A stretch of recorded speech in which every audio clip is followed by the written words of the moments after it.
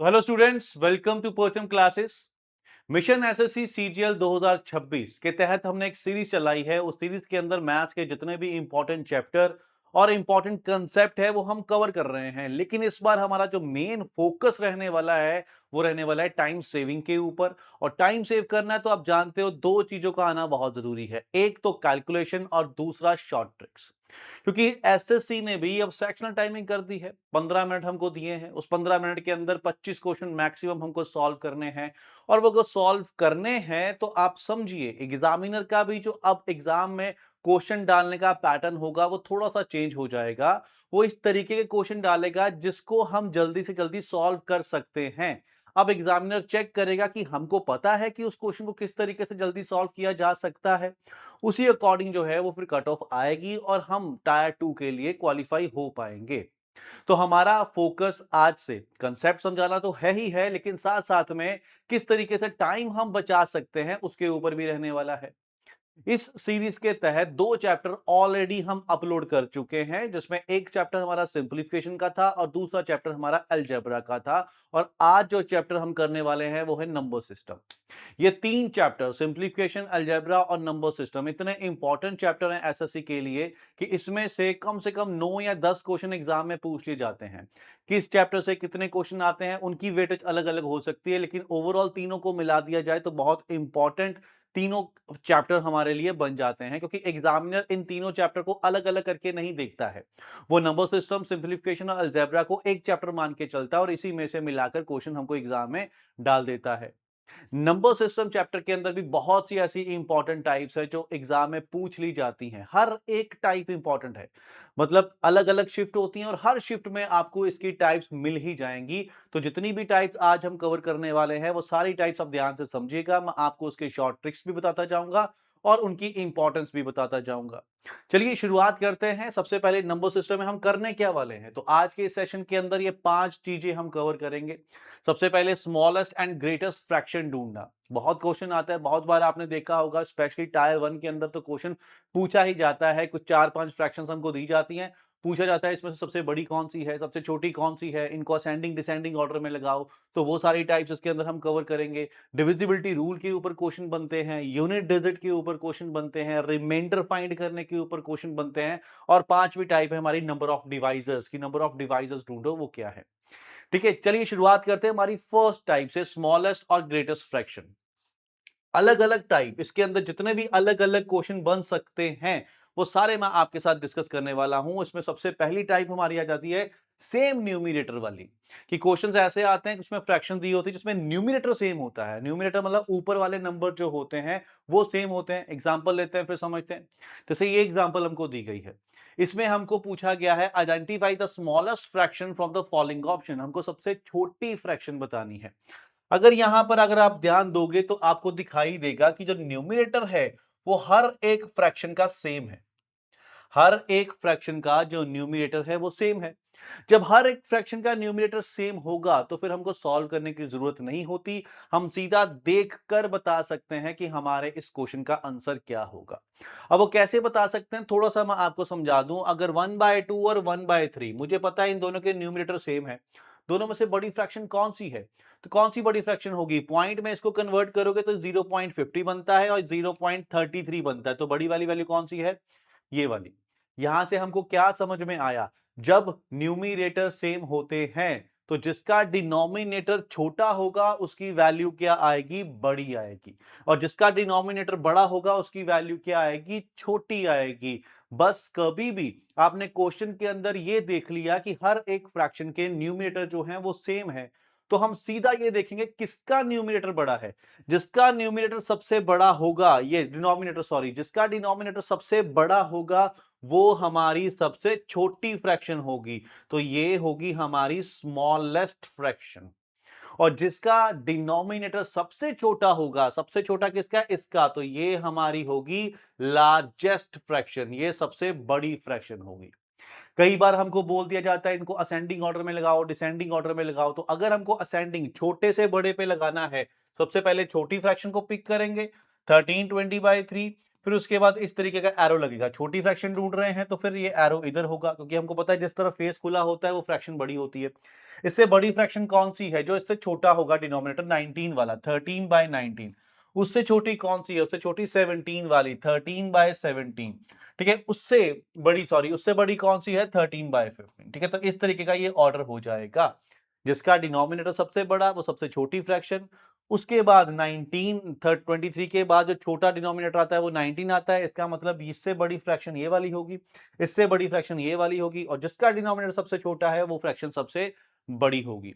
ठीक है, तो पहला केस मैंने आपको समझा दिया। क्या है पहला केस? जिसका न्यूमिनेटर सेम होगा, हमको सिर्फ उसका डिनोमिनेटर चेक करना है। जिसका डिनोमिनेटर बड़ा वो सबसे छोटी फ्रैक्शन, जिसका डिनोमिनेटर छोटा वो सबसे बड़ी फ्रैक्शन। क्लियर है? चलिए आगे बढ़ते हैं, थोड़ा और आगे बढ़ाते हैं इस टाइप को। सेम डिनोमिनेटर, अभी हमने बात की न्यूमिनेटर की, अब हम बात करते हैं डिनोमिनेटर की। क्वेश्चन लेते हैं ये। अब यहां पर अगर हम चेक करें तो डिनोमिनेटर जो है वो सबके सेम है, 17 17 17 17। ठीक है, इसको भी समझ लेते हैं। अगर मैं डिनोमिनेटर सेम लेता हूं, मान लीजिए 2/3 और 4/3, मैंने इन दोनों के डिनोमिनेटर सेम ले लिए। इसको पॉइंट में कन्वर्ट करो 0.66, इसको पॉइंट में कन्वर्ट करो 1.33। तो क्या समझ में आया मुझे कि जब डिनोमिनेटर सेम होते हैं तो न्यूमिनेटर में जो वैल्यू बड़ी होगी वो फ्रैक्शन भी क्या हो जाएगी? बड़ी हो जाएगी। मतलब यहां जो रिलेशन रहेगा वो डायरेक्ट रहेगा, पहले की तरह नहीं है। यहां पर क्या है? जिसकी वैल्यू न्यूमिनेटर की बड़ी वो फ्रैक्शन भी बड़ी, जिसकी वैल्यू न्यूमिनेटर की छोटी वो फ्रैक्शन भी छोटी। जैसे यहां मुझे चूज करना है which of the following fraction is the greatest, सबसे बड़ी फ्रैक्शन कौन सी है। तो बड़ी फ्रैक्शन देखनी है तो मुझे देखना पड़ेगा किसका न्यूमिनेटर सबसे बड़ा है। किसका न्यूमिनेटर सबसे बड़ा है? 12 वाले का। तो इसका मतलब है सबसे ग्रेटेस्ट जो फ्रैक्शन है वो कौन सी है? 12/17 है। और सबसे स्मॉलेस्ट फ्रैक्शन कौन सी होगी? जिसका न्यूमिनेटर सबसे छोटा होगा, ये वाली। तो ये सबसे स्मॉलेस्ट फ्रैक्शन है। ठीक है, समझ गए? दो टाइप्स मैंने आपको समझा दी, एक जिसका डिनोमिनेटर सेम है, दूसरा जिसका न्यूमिनेटर सेम है। जिसका तो न्यूमिनेटर सेम होगा उसका रिलेशन क्या? इनवर्स चलेगा। जिसकी वैल्यू बड़ी डिनोमिनेटर में वो छोटी फ्रैक्शन। ऐसे ही जिसका डिनोमिनेटर सेम होगा उसका रिलेशन डायरेक्ट चलेगा। ठीक है, जिसकी न्यूमिनेटर की वैल्यू बड़ी वो सबसे बड़ी फ्रैक्शन, जिसकी न्यूमिनेटर की वैल्यू सबसे छोटी वो सबसे छोटी फ्रैक्शन। ठीक है, यहां तक हमने दो टाइप समझ ली हैं। कई बार एग्जाम में सीधा सीधा ऐसा क्वेश्चन आ जाता है तो हमको सॉल्व करने की जरूरत नहीं पड़ती, फिर सीधा टिक करना पड़ता है। अपना टाइम यहां से सेव करके आगे जो क्वेश्चन जिसमें टाइम लगने वाला है उसमें हम लगा सकते हैं। चलिए आगे बढ़ते हैं अगले क्वेश्चन की तरफ, अगली टाइप की तरफ। Proper fraction and improper fraction. सबसे पहले हमको ये समझना पड़ेगा क्योंकि इसके अलग अलग तरीके हैं, इसको अलग अलग शॉर्टकट्स है वो मैं आपको समझाऊंगा।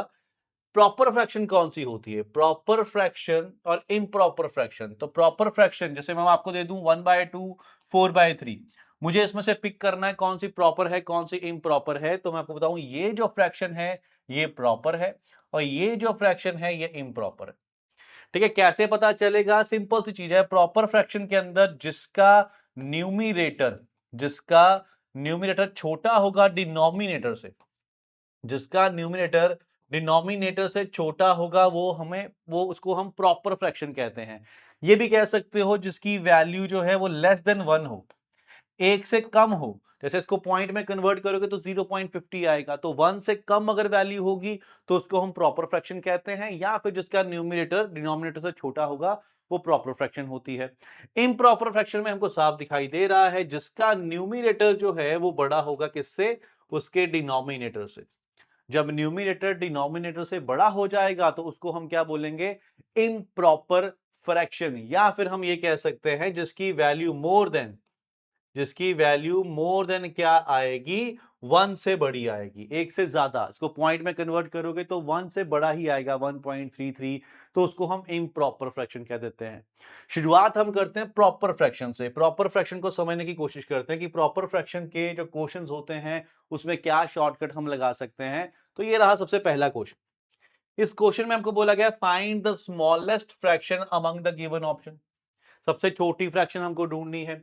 देख लीजिए सबके न्यूमिनेटर जो है वो डिनोमिनेटर से छोटे होंगे, तो यहां से हमको आइडिया हुआ कि ये जो है प्रॉपर फ्रैक्शन का क्वेश्चन है। एक तरीका तो सिंपल, 4/5 को पॉइंट में कन्वर्ट कर लो 0.80, 7/9 को पॉइंट में कन्वर्ट कर लो, वैल्यू आएगी 0.77।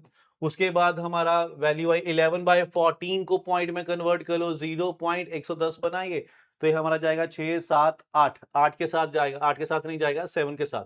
ठीक है, 98, 12 बचेगा, फिर 7 के साथ जाएगा। ठीक है, 12 के साथ 8 के साथ 0.78, फिर लास्ट वाला 17/20 को अगर हम कन्वर्ट करें तो 0.85 इसकी वैल्यू बनती है। ठीक है, एक तो ये तरीका है, लेकिन कई बार नंबर इतने बड़े हो जाते हैं कि पॉइंट में करना ही बहुत मुश्किल हो जाता है। जैसे ये 7 आया, 7 8 आया, अब यहाँ पे 7 6 आ जाए तो फिर थोड़ा सा मुश्किल हो जाता है। पॉइंट्स वाले में टाइम कंज्यूमिंग हो जाता है थोड़ा, तो हमको तो टाइम बचाना है। तो क्या करेंगे, आपको ध्यान रखना है कि अगर नंबर जो हैं वो सिंपल हैं, छोटे-छोटे नंबर हैं, ज़्यादा बड़े नंबर नहीं है, जिसकी कैलकुलेशन ईज़ी है। ये फ्रैक्शंस हम लिख लेंगे 4/5, 7/9, 11/14 और 17/20। तो एक तरीका है क्रॉस मल्टीप्लिकेशन का, कि हम क्रॉस मल्टीप्लाई करके चेक करते रहेंगे कौन सी बड़ी है, कौन सी छोटी है। 9 into 4 36, 5 into 7 35। डन।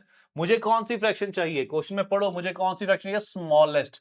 अगर मुझे स्मॉलेस्ट चाहिए तो चेक कर लो 36 35 में से कौन छोटा है, 35 छोटा है। तो इस फ्रैक्शन को मैं क्या कर दूंगा, एलिमिनेट कर दूंगा, इसको छोड़ दूंगा, क्योंकि मुझे स्मॉलेस्ट फ्रैक्शन चाहिए। तो मैं कंपेयर करूंगा, स्मॉलेस्ट जो होगी उसको पिक करके रखूंगा, जो ग्रेटेस्ट होगी उसको, जो ग्रेटर होगी उसको मैं निकालता जाऊंगा। तो इन दोनों में से बड़ी फ्रैक्शन ये वाली थी, इसको मैंने निकाल दिया।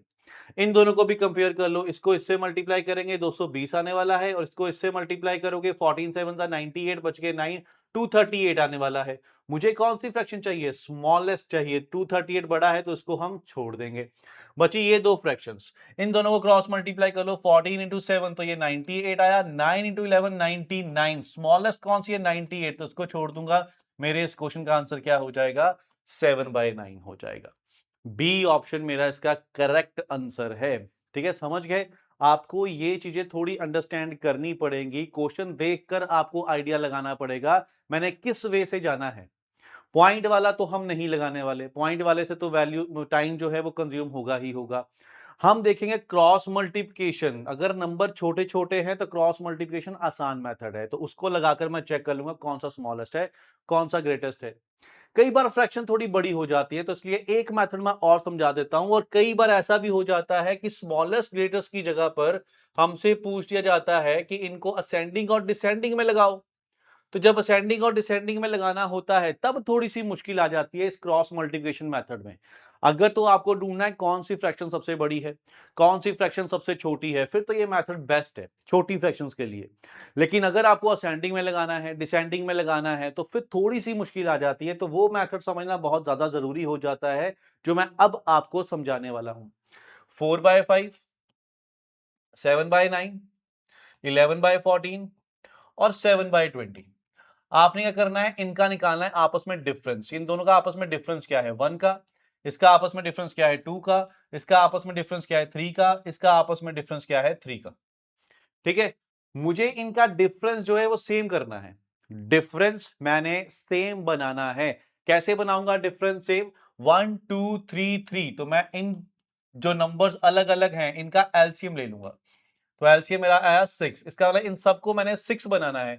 इसको 6 बनाने के लिए मुझे 6 से मल्टीप्लाई करना पड़ेगा, तो ऊपर वाले नंबर को 6 से मल्टीप्लाई कर दीजिए। ठीक है, नीचे लिख लेते हैं कि इसको 6 बनाने के लिए मुझे 6 से मल्टीप्लाई करना पड़ेगा, तो 4 को 6 से मल्टीप्लाई। इसको 6 बनाने के लिए मुझे 3 से मल्टीप्लाई करना पड़ेगा, तो 7 को 3 से मल्टीप्लाई। इसको 6 बनाने के लिए मुझे 2 से मल्टीप्लाई करना पड़ेगा, तो 11 को 2 से मल्टीप्लाई। और इसको 6 बनाने के लिए भी मुझे 2 से मल्टीप्लाई करना पड़ेगा, तो 17 को 2 से मल्टीप्लाई। ये वैल्यू आई मेरी 24, ये वैल्यू आई मेरी 21, ये आया 22, ये आया 34। अब जहां पर छोटा नंबर आपको दिख रहा है वो छोटी फ्रैक्शन है, जो बड़ा नंबर आपको दिख रहा है वो बड़ी फ्रैक्शन है। इससे आप असेंडिंग और डिसेंडिंग वाले भी आराम से कर लोगे। जो सबसे छोटा है 21, ये सबसे छोटी फ्रैक्शन है, तो 7/9। उससे बड़ा 22, मतलब इससे बड़ी फ्रैक्शन 11/14 है। इससे बड़ा 24, मतलब इससे बड़ी फ्रैक्शन 4/5 है। और इससे बड़ा 34, मतलब सबसे बड़ी फ्रैक्शन जो है 17/20 है। तो ये मेथड जाना हमारे लिए बहुत ज्यादा आसान है, सॉरी जरूरी है। क्यों? क्योंकि अगर तो फ्रैक्शंस के नंबर बड़े होंगे तब भी हमें ये मेथड काम आने वाला है। अगर असेंडिंग और डिसेंडिंग ऑर्डर में लगाना है तब भी ये मेथड हमको काम आने वाला है। क्रॉस मल्टीप्लिकेशन मेथड हम तब ही लगाएंगे अगर तो फ्रैक्शन के नंबर छोटे छोटे हैं, और दूसरा अगर यहां पर असेंडिंग डिसेंडिंग नहीं पूछा गया है। ठीक है, क्लियर है ये मेथड? डन है। चलिए आगे बढ़ते हैं। ध्यान रखिएगा ये कौन सा केस कर रहे हैं हम, प्रॉपर फ्रैक्शन का केस कर रहे हैं। इम्प्रॉपर फ्रैक्शन पे अभी हम नहीं आए हैं। जब हम इम्प्रॉपर फ्रैक्शन पे आएंगे तब थोड़ी सी कहानी चेंज होगी, तब मैं आपको समझाऊंगा। फिलहाल इसको आप समझिए अच्छे तरीके से। अब आगे एक एग्जांपल लेते हैं। जैसे ये एग्जांपल हमको दी गई है। अब देखिए 15/19 है, 23/27 है। अब थोड़ा क्रॉस मल्टीप्लिकेशन मुझे टफ लगेगा। अब नंबर मुझे लग रहा है पहले के मुकाबले थोड़े से टफ हो गए हैं, मल्टीप्लिकेशन में टाइम जा सकता है। तो मैं सिंपल यहीं पे चेक कर लूंगा। ठीक है, ये जो ऑप्शन दिए हुए हैं ऑनलाइन पेपर होगा वहीं से चेक कर लूंगा। इन दोनों के बीच क्या है, 4 का डिफरेंस है। इन दोनों के बीच क्या है, 4 का डिफरेंस है। इन दोनों के बीच क्या है, 4 का डिफरेंस है। इन दोनों के बीच क्या है, 4 का डिफरेंस है। ये लो, ये तो काम ही बड़ा आसान हो गया। मैंने तो जो डिफरेंस होता था वो सेम करना होता था, लेकिन यहां तो डिफरेंस ऑलरेडी सेम आ गया। जब डिफरेंस सेम आ गया तो मुझे कुछ करने की जरूरत ही नहीं है। क्या करना है, जिसकी वैल्यू सबसे छोटी वो सबसे छोटी फ्रैक्शन। ऊपर वाले नंबर देखो, जो सबसे छोटा है ये 15, ये सबसे छोटा है तो ये सबसे छोटी फ्रैक्शन है। मुझे क्वेश्चन में क्या चाहिए, ग्रेटेस्ट। तो सबसे बड़ा नंबर कौन सा है, 43। तो यही फ्रैक्शन जो है वो सबसे बड़ी फ्रैक्शन है। समझ गए? जिनका गैप जो है वो आपको सेम दिखाई दे रहा है, फिर तो काम ही बहुत आसान हो गया। जिसका न्यूमिरेटर न्यूमिरेटर ग्रेटर होगा वो फ्रैक्शन भी ग्रेटर होगी, वो फ्रैक्शन भी ग्रेटर हो जाएगी। ठीक है, और जिसका न्यूमिनेटर सबसे छोटा होगा वो फ्रैक्शन भी हमारी स्मॉलर हो जाएगी। क्लियर है? गैप ढूंढना है। गैप अगर सेम आ गया तो हमारी किस्मत अच्छी है, फिर तो सीधा देखेंगे हम कौन सी न्यूमरेटर बड़ा है, वो बड़ी फ्रैक्शन, छोटा छोटी फ्रैक्शन। अगर गैप सेम नहीं है तो फिर हम उसको क्या करेंगे, सबसे पहले एलसीएम लेकर सेम बनाएंगे और फिर चेक करेंगे कौन सा नंबर बड़ा आया, कौन सा नंबर छोटा आया। ठीक है, डन है? हो गया क्लियर? चलिए सही है, आगे बढ़ते हैं फिर अगले क्वेश्चन की तरफ। अब दे देखो कितनी बड़ी बड़ी फ्रैक्शन है। इतनी बड़ी बड़ी फ्रैक्शन है कि ना तो हम इसको क्रॉस मल्टीप्लिकेशन से कर सकते हैं, ना हम इसको पॉइंट में कर सकते हैं। तो फिर यही मेथड आपके लिए सबसे बेस्ट रहने वाला है। इन दोनों का डिफरेंस चेक किया मैंने, 2 का आया। इन दोनों का डिफरेंस चेक किया मैंने, 4 का आया। इन दोनों का डिफरेंस चेक किया मैंने तो 8 का आया। इन दोनों का डिफरेंस चेक किया तो मैंने, ये मेरा डिफरेंस आया 16 का डिफरेंस आया। मुझे क्या करना है, डिफरेंस सेम करना है, तो इन सबका क्या लेना पड़ेगा, एलसीएम लेना पड़ेगा। और एलसीएम इसका क्या बनता है, 16 बनता है। इसका मतलब अगर इसको 16 बनाना है तो 8 से मल्टीप्लाई करना पड़ेगा। तो ऊपर वाले नंबर 311 को मैं 8 से मल्टीप्लाई कर दूंगा। इसको 16 बनाना है तो क्या करना पड़ेगा, 4 से मल्टीप्लाई करना पड़ेगा। तो ऊपर वाला नंबर 421 को मैं 4 से मल्टीप्लाई कर दूंगा। इसको 16 बनाना है तो 2 से मल्टीप्लाई करना पड़ेगा। तो 531 को मैं 2 से मल्टीप्लाई कर दूंगा। और इसको अगर 16 बनाना है तो 1 से ही मल्टीप्लाई करना पड़ेगा। तो इसको तो 1 से ही कर लीजिए। ये वैल्यू जो है साफ दिखाई दे रही है मुझे, 2400 के आसपास जा रही है। इसकी वैल्यू 2488 आ रही है। इसकी वैल्यू जो है 4816 आ रही है। इसकी वैल्यू जो है 1062 आ रही है। और इसकी वैल्यू सेम है। तो क्या मैंने समझाया अभी आपको, अगर तो प्रॉपर फ्रैक्शन है, प्रॉपर फ्रैक्शन मतलब ऊपर वाले नंबर नीचे वाले नंबर से कम है, तो फिर जो नंबर बड़ा है वो सबसे बड़ी फ्रैक्शन है, जो सबसे छोटा है वो सबसे छोटी फ्रैक्शन है। मुझे क्वेश्चन में क्या चाहिए, मुझे क्वेश्चन में चाहिए ग्रेटेस्ट। तो ग्रेटेस्ट कौन सा है, ये वाला। तो आंसर मेरा हो जाएगा 311 डिवाइड बाय 313। ये सबसे बड़ी फ्रैक्शन है। ठीक है, समझ गए? तो ये मेथड बहुत इंपॉर्टेंट मेथड है, हमेशा आपको काम आएगा जब भी क्या नंबर्स बड़े हो जाएंगे और जब भी हमारी कैलकुलेशन हमको थोड़ा टफ लगेगी और लगेगा यहाँ पे टाइम हमारा बहुत जा सकता है। ठीक है जी। जी, चलिए आगे बढ़ते हैं। यहां तक हमने प्रॉपर फ्रैक्शन समझ लिया। अब आते हैं इम्प्रॉपर फ्रैक्शन के ऊपर। इम्प्रॉपर फ्रैक्शन जैसे ये दिया है, छोटे छोटे नंबर है। पहला हमको दिखाई दे रहा है कि ऊपर वाले नंबर नीचे वाले नंबर से बड़े हैं, ऊपर वाले नंबर नीचे वाले नंबर से बड़े हैं। तो अगर छोटे नंबर हैं फिर तो हम क्रॉस मल्टीप्लिकेशन लगा ही सकते हैं ग्रेटेस्ट और लार्जेस्ट में। अगर तो छोटे छोटे नंबर हैं, ठीक है, 17/11, तो फिर तो हम क्रॉस मल्टीप्लिकेशन कर ही सकते हैं। क्रॉस मल्टीप्लाई किया, ये आया 56, ये आया 55। मुझे कौन सा चाहिए, लार्जेस्ट चाहिए। तो लार्जेस्ट इन दोनों में से ये वाला है तो ये छोड़ दीजिए। इन दोनों को कंपेयर कर लीजिए, ये 99 आएगा। ऑब्वियसली ये 9 सॉरी ये 17 है, तो 17 को अगर हम मल्टीप्लाई करेंगे 9 से, 9 से मतलब 63, 153 आएगा।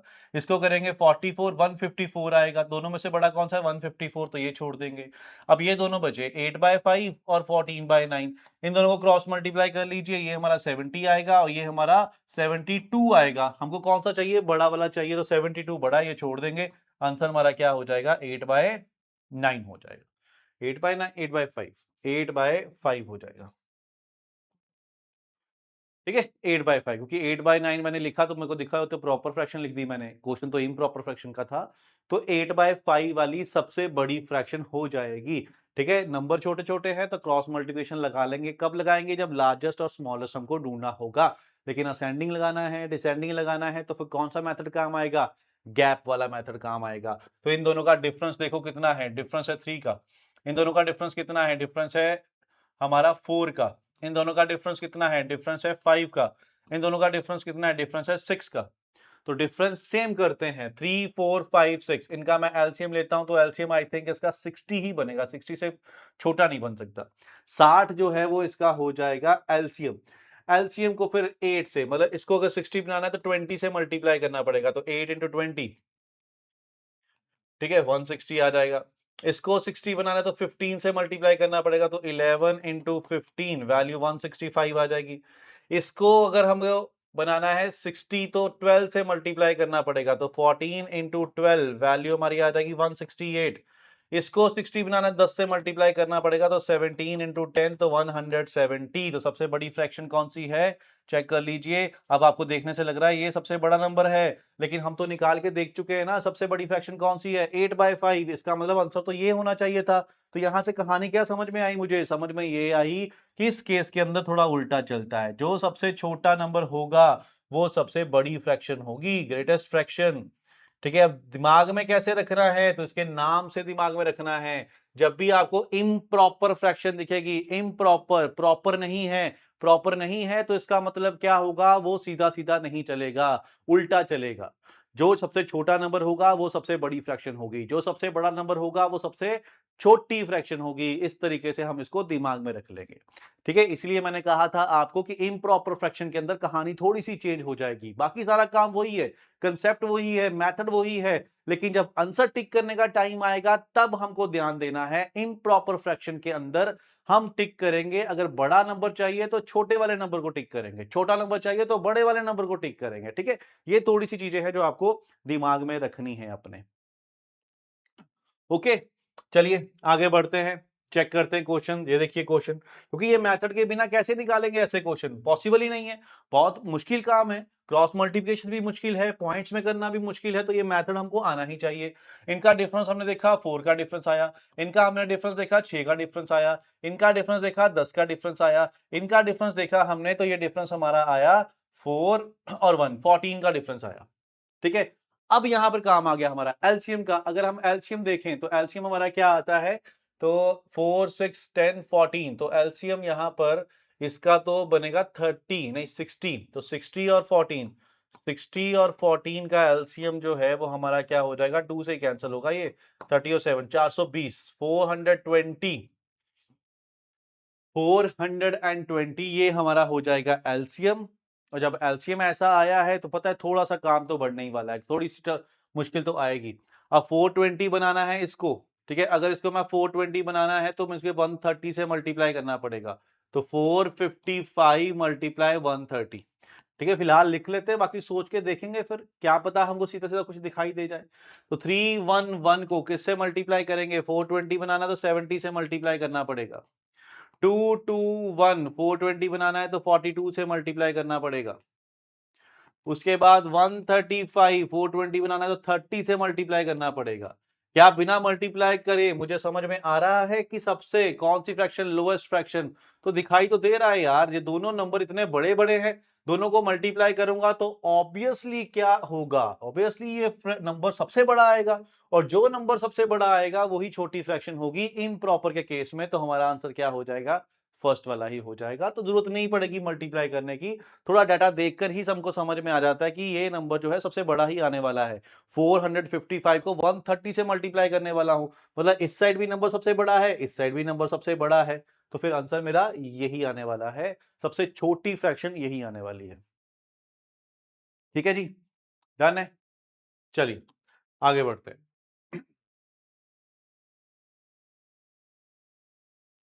डिविजिबिलिटी रूल, अब हम पहुंच गए हैं डिविजिबिलिटी रूल के ऊपर। डिविजिबिलिटी रूल, आपको पता है कि दो का हमको रूल पता होना चाहिए, कैसे पता चलता है कोई नंबर दो से कैंसिल होगा, कैसे पता चलता है कोई नंबर तीन से, चार से, पांच से, छह से, इन सब से कैंसिल होगा, वो सारे रूल हमको आने चाहिए। अब एक एक करके मैं आपको वो रूल समझा सकता हूं, लेकिन थोड़ा टाइम सेव करते हुए मैंने सारे रूल एक ही स्लाइड के अंदर लिख दिए हैं, ये सारे रूल हैं। ठीक है, 2 से लेकर 12 तक सारे रूल्स इसके अंदर मेंशन है, एक एक करके हम साथ साथ में डिस्कस कर लेते हैं। Rule for two, the last digit must be even. तो दो से कैसे पता चलता है कोई नंबर डिवाइड होगा?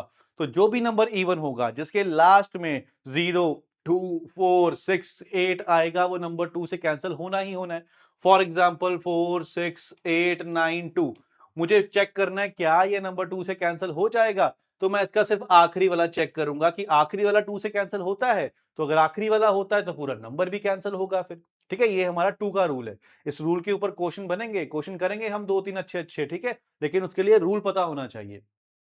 3 का रूल इंपॉर्टेंट रूल है। कैसे पता चलेगा कोई नंबर 3 से कैंसिल होगा? तो हम क्या करेंगे, सम ऑफ ऑल डिजिट्स, जितने भी नंबर के डिजिट हमको दिए हुए हैं उन सबको हम आपस में प्लस कर लेंगे।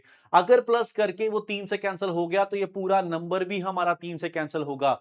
फॉर एग्जाम्पल नंबर लेते हैं 17896, मुझे चेक करना है इनको प्लस करके 3 से कैंसिल होना चाहिए। 1 प्लस 7 8, 8 प्लस 8 16, 16 प्लस 9 25, 25 प्लस 6 कितना हो गया मेरा 31। तो 31 जो है वो 3 से डिविजिबल नहीं है, तो इसलिए ये भी नंबर 3 से कैंसिल नहीं होगा। तो 3 का रूल के लिए क्या करना है आपको, डिजिट्स को आपस में प्लस करना है। प्लस करके जो नंबर बनेगा, अगर वो 3 से कैंसिल हो गया तो पूरा नंबर भी 3 से कैंसिल हो जाएगा। ठीक है, डन।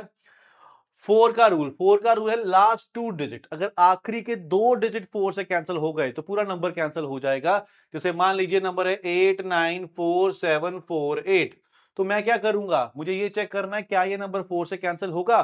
तो पूरे नंबर के आखिरी दो डिजिट मैं चेक करूंगा क्या ये नंबर 4 से कैंसिल होता है। तो यस, 48 4 से कैंसिल होता है, तो ये पूरा नंबर भी मेरा 4 से कैंसिल हो जाएगा। इंपॉर्टेंट रूल है 4 का, सिर्फ डिविजिबिलिटी रूल के लिए नहीं, जो टाइप हम करने वाले हैं ना कि यूनिट डिजिट, उसमें भी ये 4 का रूल काम आने वाला है। तो 4 का रूल ध्यान से दिमाग में रखिए, आखिरी के 2 डिजिट हमको चेक करने हैं क्या वो 4 से कैंसिल होते हैं। अगर हो गए तो पूरा नंबर भी 4 से कैंसिल हो जाएगा। ठीक है, 5 का तो बहुत इजी रूल है। 5 के टेबल में कौन से नंबर आते हैं, वही नंबर आते हैं जिसके लास्ट में 5 या 0 हो। 5 1 5, 5 2 10, 5 3 15, फिर 5 आ गया एंड में, 5 4 20, फिर 0 आ गया एंड में। इसका मतलब जिस भी नंबर के एंड में 0 या 5 होगा, दोनों में से कोई एक डिजिट होगा, तो वो नंबर 5 से डिविजिबल होगा ही होगा। The last digit must be either 0 और 5। ठीक है, ये जरूरी है। 6, तो 6 का रूल क्या कहता है, तो 6 का रूल कहता है कि आप 6 के बना लो फैक्टर। जिस भी नंबर के फैक्टर बन सकते हैं हम उसके फैक्टर बना लेंगे। 6 के फैक्टर क्या होते हैं, 2 एंड 3। तो इसका मतलब 6 में 2 और 3 दोनों का रूल लगेगा। 2 का रूल क्या कहता है, एक तो नंबर होना चाहिए इवन। इसका मतलब जो नंबर ऑड होगा वो 6 से कैंसिल नहीं होगा, क्योंकि 2 से नंबर ऑड कैंसिल नहीं होगा।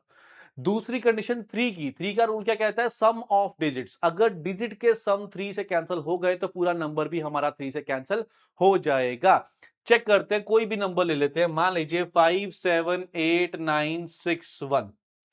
मुझे चेक करना है क्या ये 6 से कैंसिल होगा। तो सबसे पहली चीज तो मैं 2 का रूल लगाऊंगा कि आखिरी डिजिट क्या 2 से कैंसिल होता है। तो 1 2 से कैंसिल नहीं होता, इसका मतलब यहीं से रिजेक्ट हो जाएगा, ये नंबर 6 से कैंसिल नहीं होने वाला है।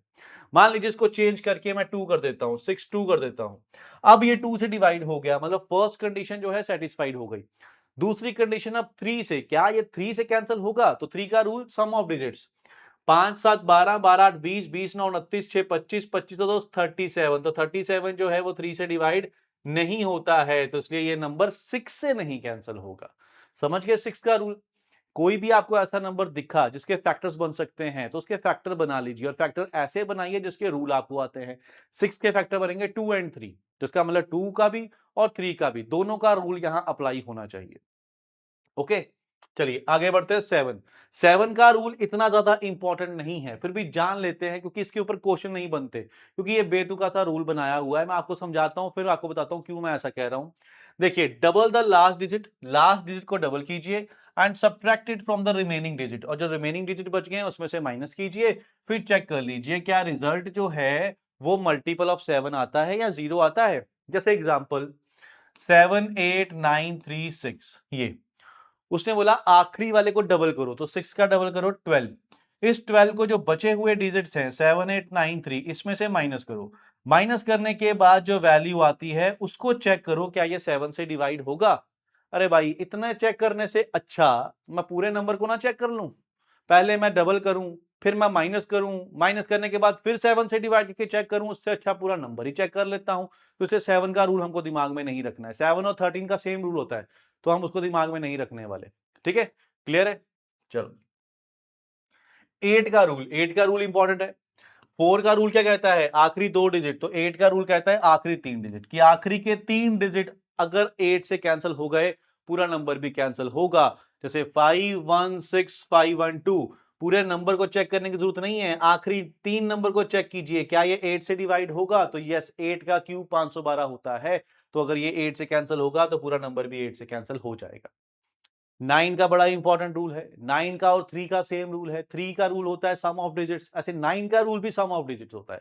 बस 3 के केस में 3 से डिवाइड करके चेक करना है, और 9 के केस में 9 से डिवाइड करके चेक करना है। समझ गए कि आपको जो भी डिजिट दिए होंगे जैसे ये, तो इनको प्लस करेंगे। प्लस करके अगर तो मैं चेक कर रहा हूं कि 9 से कैंसिल होगा कि नहीं होगा, तो फिर प्लस करके जो नंबर बना है 31, उसको मैं 9 से चेक करूंगा। और अगर 3 का रूल है तो उसको मैं 3 से चेक करूंगा। ओके, चलो आगे बढ़ते हैं। 10 तो सिंपल है, आखिरी में 0 होना चाहिए, वही 10 से कैंसिल होगा। 11 का बड़ा इंपॉर्टेंट रूल है, ये भी बहुत आता है। एक बार इसको पढ़ लेते हैं, समझ लेते हैं, फिर मैं आपको इसकी एग्जांपल देता हूं। देखो, the difference between the sum of the digit at odd position, ठीक है, ध्यान देना, ऑड पोजीशन है, ऑड नंबर नहीं है। डिफरेंस लेना है आपको, डिफरेंस बिटवीन, किसका डिफरेंस लेना है, sum of the digits at odd position, जो ऑड पोजीशन के ऊपर डिजिट्स होंगे उनका सम करना है, and the sum of the digit at even position, जो इवन पोजीशन के ऊपर डिजिट होंगे उनका सम करना है, फिर उनका डिफरेंस। अगर वो डिफरेंस या तो 0 हुआ या 11 का मल्टीपल हुआ तो वो नंबर 11 से कैंसिल होगा। अब लेते हैं एग्जांपल, कहने का मतलब क्या था। 14641 ये एक नंबर है, मुझे चेक करना है क्या ये 11 से कैंसिल होगा। तो ऑड पोजीशन मतलब पहली पोजीशन, तीसरी पोजीशन, पांचवी पोजीशन, ऑड पोजीशन। आप इसको ऐसे दिमाग में रख लीजिए, एक एक नंबर छोड़कर आपने प्लस करना है। ठीक है, अल्टरनेट नंबर लेने हैं आपने, एक एक नंबर छोड़कर प्लस करना है। कि 1 + 6 7, 7 + 1 तो इसका सम बना 8। फिर सिमिलरली ऐसे 4 + 4 इसका सम बना 8। इनका डिफरेंस चेक करना है। अगर तो ये 0 आ गया तो ये फिर 11 से डिविजिबल होगा, या फिर डिफरेंस ऐसा नंबर आए जो 11 का मल्टीपल हो, 11 के टेबल में आता हो, जैसे 22 आ जाए, 11 आ जाए, 33 आ जाए, तो फिर हम कहेंगे यस वो नंबर 11 से डिविजिबल है। इंपॉर्टेंट रूल है, एक बार फिर से रिपीट कर देता हूं। 11 का रूल क्या कहता है, एक एक नंबर छोड़कर प्लस कीजिए, फिर उनको आपस में माइनस करके देखिए। अगर तो 0 आया तो वो नंबर 11 से डिविजिबल कहा जाएगा, या फिर ऐसा नंबर आया जो 11 से कैंसिल होता हो तब वो 11 से डिविजिबल कहा जाएगा। ओके, आगे बढ़ते हैं। 11 तक ही रूल मेन है, उसके बाद के जितने भी क्वेश्चन आएंगे, मान लीजिए 15 आ गया, 20 आ गया, तो हम उसके फैक्टर्स बना लेंगे। एक चीज समझाने के लिए मैंने ये 12 का रूल रखा हुआ है इसमें। अगर मान लीजिए 12 है तो मैंने 12 का रूल नहीं लगाना, मुझे पता है 12 के बन जाते हैं फैक्टर। 12 के फैक्टर क्या बनेंगे, 3 और 4। इसका मतलब ये हुआ कि जो नंबर 3 और 4 दोनों से कैंसिल होगा वो 12 से कैंसिल होगा। तो अब मैं सोचूंगा ऐसा कौन सा नंबर है जो 3 और 4 दोनों से कैंसिल होना चाहिए। फॉर एग्जाम्पल मैंने आपसे पूछा 7 8 9 6 4, मुझे बताओ क्या ये नंबर 12 से कैंसिल होगा। तो मैं दोनों का रूल लगाऊंगा, 3 और 4 का। 4 का रूल सबसे पहले लगाऊंगा, क्योंकि 4 का रूल क्या कहता है, आखिरी 2 डिजिट। क्योंकि 4 का रूल ही नहीं लगा तो फिर पूरा नंबर चेक करने की जरूरत ही नहीं है। तो 4 का रूल कहता है आखिरी के 2 डिजिट क्या चेक करो, तो 64, क्या 64 4 से कैंसिल होता है, यस। अब मैं चेक करूंगा 3 का रूल। 3 का रूल क्या कहता है, सम ऑफ डिजिट, तो डिजिट को प्लस करो, 7 8 15 9 24, 24 या 30 4 34, 34, तो 34 जो है वो 3 से डिवाइड नहीं होता है, इसका मतलब ये भी नंबर हमारा 12 से डिवाइड नहीं होगा। ठीक है। इसके बाद जितने भी नंबर आएंगे हम उनके फैक्टर्स बनाते चलेंगे। मान लो 15 है तो 3 इंटू 5 कर देंगे, तो 3 और 5 दोनों का रूल लगना चाहिए। उसके बाद मान लीजिए आ गया 21 तो चलो छोड़ दो, 7 का रूल तो हम लोग को लगाना नहीं है। उसके बाद आ गया 24, तो 3 इंटू 8, तो 3 का रूल और 8 का रूल, दोनों का रूल लगा के चलेंगे। तो इसके बाद इस तरीके से फैक्टर बना के हम चीजों को सॉल्व करते हुए चलेंगे। ठीक है, क्लियर है ये सारे डिविजिबिलिटी रूल आपको? चलिए क्लियर है, एक बार आप देख लीजिए। तब तक एक घूंट पानी का भी हम पी लेते हैं। एक बार इसको देख लीजिए अच्छे तरीके से, फिर हम क्वेश्चन की तरफ चलते हैं। 2-3 अच्छे-अच्छे क्वेश्चन करेंगे इसके ऊपर फिर हम।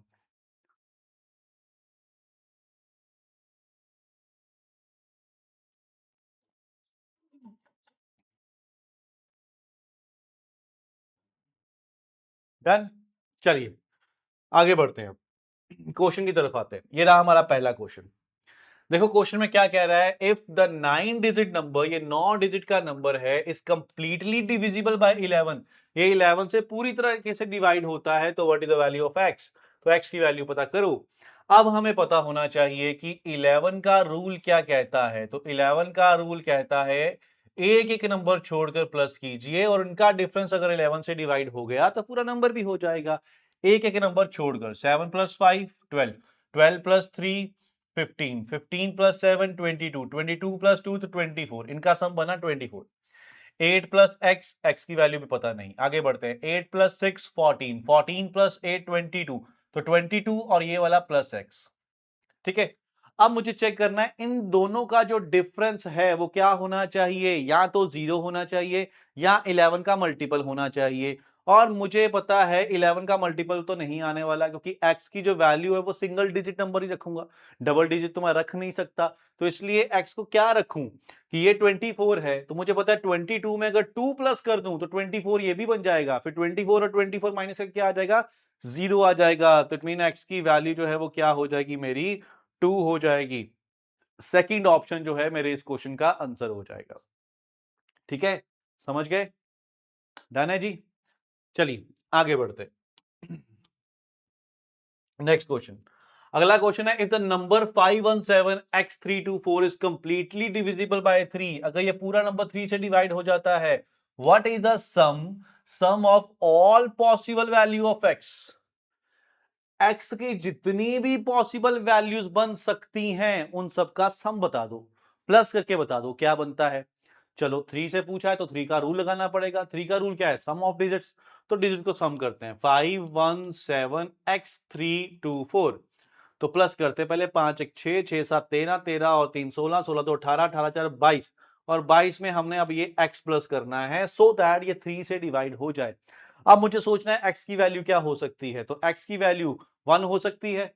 x की वैल्यू सोच के देखो, क्या x की वैल्यू 1 हो सकती है? अगर मैं 1 रखा तो 22 प्लस 1 क्या हो जाएगा, 23, तो 3 से कैंसिल नहीं होता। 2 हो सकती है, तो यस x की जो पहली वैल्यू है वो क्या हो सकती है, 2 हो सकती है, क्योंकि 2 रखूंगा तो 22 प्लस 2 ये बनेगा 24, और 24 जो है वो 3 से क्या है, डिविजिबल है, तो इसलिए पहली वैल्यू 2 है। इसके बाद मुझे 3 से कैंसिल करना है ना, तो इसके बाद जो भी नंबर रखूंगा वो 3 प्लस होता जाएगा। इसके बाद देखो यहां पर मैं अगला नंबर 5 रख सकता हूं, 2 प्लस 3 5, कैसे? अगर यहां 5 रखूंगा तो 22 प्लस 5 कितना हो जाएगा, 27 हो जाएगा, तो 27 भी 3 से डिविजिबल है। इसका मतलब x की वैल्यू 2 भी हो सकती है, x की वैल्यू 5 भी हो सकती है। इसीलिए उसने क्वेश्चन में बोला जितनी भी पॉसिबल वैल्यूज हो सकती हैं उनका सम बताओ। इसके आगे चलते हैं, इसके आगे 2 हो गया, 5 हो गया, 3 और ऐड करो 8, तो इसकी वैल्यू 8 भी हो सकती है। 22 प्लस 8 कितना हुआ, 30, तो 30 भी 3 से डिविजिबल है। इसका मतलब इसकी वैल्यू 2 हो सकती है, 5 हो सकती है, 8 हो सकती है। इसके आगे नहीं जा सकता, क्योंकि इसके आगे जाऊंगा तो 8 प्लस 3 11 हो जाएगा, और 11 जो है मेरा 2 डिजिट का नंबर हो जाएगा, लेकिन x तो यहां पर सिंगल डिजिट ही पुट करूंगा ना मैं, तो इसलिए ये पॉसिबल वैल्यूज है x की। और मुझे पूछा गया है इनका सम बता दो, तो 7 प्लस 8 तो सम क्या हो जाएगा, 15, तो इस क्वेश्चन का आंसर मेरा 15 बन जाएगा। ठीक है, इस तरीके से एग्जाम में आपसे क्वेश्चन पूछे जा सकते हैं डिविजिबिलिटी रूल के ऊपर। डन? चलिए एक क्वेश्चन और देख लेते हैं। ये देखिए, इस क्वेश्चन में देखो आपसे क्या कहा गया है। 1 सेकेंड, हाँ, if the 8 digit number 2074x4y, तो दो नंबर मिसिंग है कि ये नंबर मिसिंग है कि ये नंबर मिसिंग है, इज कंप्लीटली डिविजिबल बाय 72। 72 का तो रूल ही नहीं आता, तो कोई चिंता नहीं है, मैं जानता हूं अगर 72 का रूल नहीं आता मैं इसके फैक्टर बना लूंगा ऐसे नंबर जिनका रूल मुझे आता है। Then what is the value of, इसकी वैल्यू हमको निकालनी है for the mandatory condition that y is the smallest single digit. y जो होना चाहिए वो स्मॉलेस्ट सिंगल डिजिट होना चाहिए। क्वेश्चन में थोड़ी सी करेक्शन कर लेते हैं, बस 4x की जगह 8x कर लेते हैं, 8x प्लस 3y। ठीक है, मान लीजिए क्वेश्चन में हमसे ये पूछा गया है 8x प्लस 3y की वैल्यू हमको यहां पर निकालनी है। सबसे पहले तो मुझे x और y की वैल्यू निकालनी है, उससे पहले भी मुझे 72 का रूल देखना है। तो 72 का रूल तो मुझे नहीं आता, तो 72 के मैं फैक्टर बनाऊंगा जिसके रूल मुझे आते हैं, और दो ही नंबर सोचूंगा, 8 इंटू 9। ठीक है, क्योंकि 8 इंटू 9 72 होता है। 8 का रूल मुझे आता है जो कहता है आखिरी के 3 डिजिट चेक कर लो बस, और 9 का रूल भी मुझे आता है जो कहता है सम ऑफ डिजिट करके चेक कर लो 9 से कटेगा कि नहीं कटेगा। तो चलिए सबसे पहले हम 8 का रूल लगाते हैं, 2074x4y2। 8 का रूल कहता है आखिरी 3 डिजिट, ये 3 डिजिट कैंसिल होने चाहिए, 4, यहां y की वैल्यू मुझे पता नहीं है 2, ये नंबर जो है ये 8 से कैंसिल होना चाहिए। अब मैं सोचूंगा y की वैल्यू मैं क्या रख सकता हूं, y की वैल्यू सपोज कर लो, लेट अज्यूम कर लेते हैं कि y की वैल्यू मैंने शुरू की 1 से, 0 से भी शुरू कर सकता हूं करना है तो। अगर मैं 0 रखता हूं, मान लीजिए चलो 0 रख लेते हैं, अगर मैं 0 से शुरू करता हूं, यहां मैंने 0 रखा, 0 रखने के बाद मैंने चेक किया 8 5 40, 2 बचा, ये तो कैंसिल ही नहीं हुआ, है ना। अगर ये नंबर 8 से डिविजिबल है तो आखिरी 3 नंबर तो 8 से कैंसिल होने चाहिए ना, तो 0 रखने से तो कैंसिल ही नहीं हो रहे हैं। फिर अब थोड़ा दिमाग पे जोर डालते हैं, 1 रखने से क्या बचेगा, 1 रखने से 12 बनेगा, तब भी कैंसिल नहीं होगा। 2 रखने से 22 बचेगा, तब भी कैंसिल नहीं होगा। 3 रखने से 32 बनेगा, तब 8 के टेबल से कैंसिल हो जाएगा। इसका मतलब y की वैल्यू जो है मुझे 3 रखनी पड़ेगी। अगर मैं y3 रखता हूं तो फिर ये नीचे 32 बचता है, और 8 4 32, फिर मेरा पूरा कैंसिल हो जाता है। तो यहां से मुझे इतना तो पता चल गया कि y की वैल्यू 3। अब आपके दिमाग में एक क्वेश्चन और अराइज हो सकता है, क्या y की वैल्यू सिर्फ 3 ही होगी, क्या सिर्फ 32 ही कैंसिल होता है? तो थोड़ा सोच के देखोगे तो आपको लगेगा नहीं, 7 रखने से भी कैंसिल हो जाता है। अगर 7 रखूंगा तो नीचे 72 बचेगा, और 8 9 72, फिर भी पूरा कैंसिल हो जाएगा। इसीलिए क्वेश्चन में उसने ये लाइन लिखी है, y is the smallest single digit. y की जो वैल्यू लेनी है वो अपने स्मॉलेस्ट वाली लेनी है, 3 और 7 में से जो स्मॉलेस्ट होगी वो कौन सी है, 3 है। इन लाइनों से भी हमको थोड़ा बहुत हिंट मिल जाता है कि y की एक सिंगल वैल्यू नहीं आने वाली। अगर सिंगल वैल्यू आनी होती तो ये लाइन नहीं लिखता वो। इस लाइन लिखने का मतलब ही यही है कि y की एक से ज्यादा वैल्यू आएगी। ओके क्लियर, तो y हो गया हमारा 3। अब मैं यहां पर 3 रख देता हूं, इसकी जगह पर 3 रख देता हूं। अब मैं रूल लगाता हूं 9 का। 9 का रूल क्या कहता है, सम ऑफ डिजिट, तो डिजिट को प्लस करते हैं फिर। 2 plus 0 2, 2 plus 7 9, 9 plus 4 13, 13 plus 4 13 plus 4 17, 17 plus 3 20 plus 22, तो 22, और x की वैल्यू भी मुझे पता नहीं। अब मैंने x की वैल्यू ऐसी रखनी है जिसके रखने से ये 9 से डिविजिबल हो जाए पूरा नंबर। तो x की वैल्यू क्या रख सकता हूं, 22 में क्या प्लस करूं कि ऐसा नंबर आए जो 9 से कैंसिल होता हो, तो मुझे समझ में आ रहा है कि x की वैल्यू मुझे 5 रखनी पड़ेगी। अगर 5 रखूंगा तो ये 27 बनेगा, 27 9 से डिविजिबल हो जाता है। क्या उसके बाद 5 के बाद कोई नंबर रख सकता हूं, तो मैंने आपको बोला था चेक करना है तो उतना उतना ही प्लस करते जाइए। तो 5 के बाद 5 में 9 प्लस करके देखो 14, 14 रखूंगा तब जाके 36 बनेगा और वो कैंसिल होगा। लेकिन 14 तो 2 डिजिट नंबर हो गया, मुझे तो x की वैल्यू सिंगल डिजिट नंबर रखनी है, तो इसलिए x की वैल्यू क्या होगी, 5 होगी। x5 y3 ये उठा के मैं वहां पे पुट करने वाला हूं, तो 8 x की वैल्यू 5 प्लस y की वैल्यू 3, तो 40 प्लस 9, तो मेरे इस क्वेश्चन का आंसर क्या होगा फिर, 49 हो जाएगा, सी ऑप्शन। ठीक है जी, इस तरीके से डिविजिबिलिटी के क्वेश्चन जो हैं वो एग्जाम में आ जाते हैं, और ये सारे क्वेश्चन इंपॉर्टेंट हैं, किसी ना किसी एग्जाम में पूछे जा चुके हैं। बताइए क्लियर है ना, यहां तक डन है। मेन आपको कंसेप्ट आना चाहिए, आपको पता होना चाहिए क्वेश्चन को सॉल्व किस तरीके से करना है। वो पता होगा तो फिर क्वेश्चन तो जैसे मर्जी एग्जामिनर दे दे हम निकाल ही लेंगे। ओके, चलिए फिर आगे बढ़ते हैं, ये हो गया हमारा डिविजिबिलिटी रूल। अब आते हैं यूनिट डिजिट, एक और इंपॉर्टेंट टाइप के ऊपर। यूनिट डिजिट जिसको हिंदी में कहा जाता है इकाई का अंक, मतलब यूनिट डिजिट को माइंड में रखिए, लास्ट डिजिट, कि हमको फाइंड करना है लास्ट डिजिट। सिंपल सी एग्जांपल अगर लूं 92 इंटू 97, मुझे देखना है लास्ट डिजिट क्या होगा। अगर तो लास्ट डिजिट लेना है तो मुझे पूरे नंबर से कोई मतलब नहीं है, मुझे सिर्फ आखिरी से ही मतलब है, 2 और 7 से मतलब है, क्योंकि मुझे यूनिट चाहिए। तो 2 इंटू 7 क्या होता है 14, 14 का भी मुझे सिर्फ लास्ट से मतलब है 4, तो इस क्वेश्चन का मेरा आंसर क्या हो जाएगा 4 हो जाएगा। समझ गए मैं क्या समझा रहा हूं? कभी भी कोई भी क्वेश्चन आ गया 3 9 7 8 मल्टीप्लाई 5 6 7 9, मुझे इसका यूनिट डिजिट ढूंढना है, मुझे कोई मतलब नहीं है इन डिजिट्स के साथ, मुझे सिर्फ आखिरी वाले से मतलब है, मुझे इससे कोई लेना देना नहीं है, इसी से मतलब है। 8 9 था 72, तो लास्ट में क्या आया 2, तो आंसर मेरा क्या हो जाएगा 2। जब भी यूनिट डिजिट निकालना है तो आपका पूरे का पूरा फोकस जो है वो यूनिट डिजिट की तरफ रहना चाहिए, बाकी बड़े बड़े नंबर से कोई लेना देना नहीं है मेरे को, ठीक है? क्लियर है? चलिए अब मेन क्वेश्चन एग्जाम में क्या आता है। मेन क्वेश्चन कुछ इस तरीके से एग्जाम में पूछता है कि 2 की पावर 146 बताओ जी इसका यूनिट डिजिट क्या आएगा। अब 2 को 146 बार मल्टीप्लाई करके देखना पड़ेगा, 2 इंटू 2 इंटू 2 इंटू 2 इंटू 2, वो तो नहीं करूंगा, होगा भी नहीं।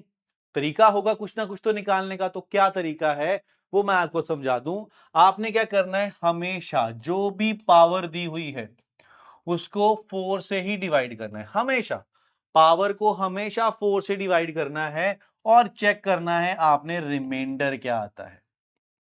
हाँ, चेक करना रिमाइंडर, जो रिमाइंडर आएगा आपने उसी को पावर बना देना है। कहने का मतलब ये है मैं सिर्फ पावर चेक करूंगा 146, 146 को मैं 4 से डिवाइड करूंगा, 4 3 जा 12, बच गए 2, 4 6 जा 24, तो रिमाइंडर क्या बचा 2। जितना रिमाइंडर बचेगा उसी को मैं इसकी जगह पावर बना दूंगा, कि 146 को अब मैं छोड़ दूंगा और नीचे जो रिमाइंडर है उतनी ही पावर लिखूंगा। 2 की पावर 2 क्या होता है 4, तो मेरे इस क्वेश्चन का आंसर क्या हो जाएगा 4 हो जाएगा।